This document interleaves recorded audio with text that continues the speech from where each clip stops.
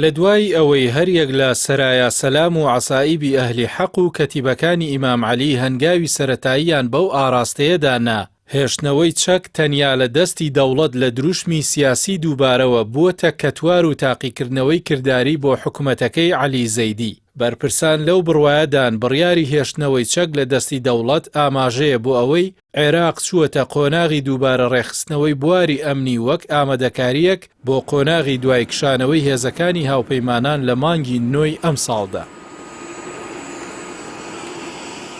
هەرچەندە ڕێگای هێنانەدی هێشتنەوەی چەک تەنیا لە دەستی دەوڵەتدا زۆر ئاسان نییە و دۆسیەی گروپە چەکدارەکانیش تەنیا پەیوەست نییە بە چەکەکانیان، بەڵکو بە هەزاران چەکدار و سەدان بارەگا و دامەزراوە و ژێرخانی ڕێکخراوەیی و ئیداری دەگرێتەوە کە ئەو گروپانە بە درێژایی ساڵانی ڕابردوو بنیاتیان ناوە. لە ئێستادا دام و دەستگا و بەرپرسانی تایبەتمەندی ئەو بوارە دەستیان کردووە بە گرتنەبەری ڕێوشوێنی کردەیی بۆ جێبەجێکردنی تێکەڵاوکردنی ئەندامانی ئەو گروپە چەکدارانەی ڕەزامەندیان لەسەر چەکدانان و چوونە نێو دامەزراوەکانی دەوڵەت دەربڕیوە.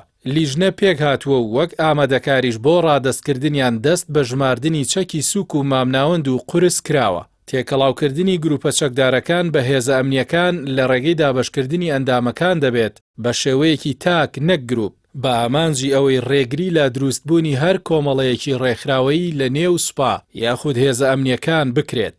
هەروەها بە ئامانجی ئەوەش کە چەکدارەکان ملکەچی دەسەڵاتی فەرماندەی گشتی هێزە چەکدارەکان بن. لەو کاتەوەی عەلی زەیدی پۆستی سەرۆکوەزیرانی نوێی عێراقی وەرگرت لە نێوەڕاستی مانگی ڕابردوودا، پرسی تێکەڵاوکردنی هێزە نیمچە سەربازیەکان و چەکدانانیان بووەتە بەرنامەی حکومی.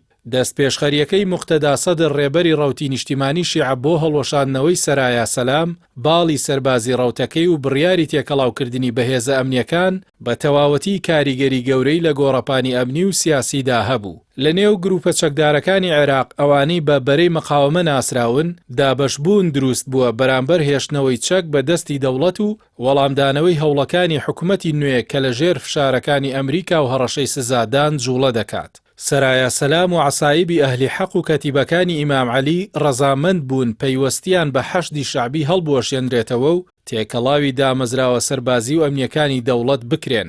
هەریەک لە حیزبوڵای عێراقی و بزوتنەوەی نوجەبا و کەتیبەکانی سەید شوهەدا ڕەتی دەکەنەوە چەکەکانیان ڕادەست بکەن.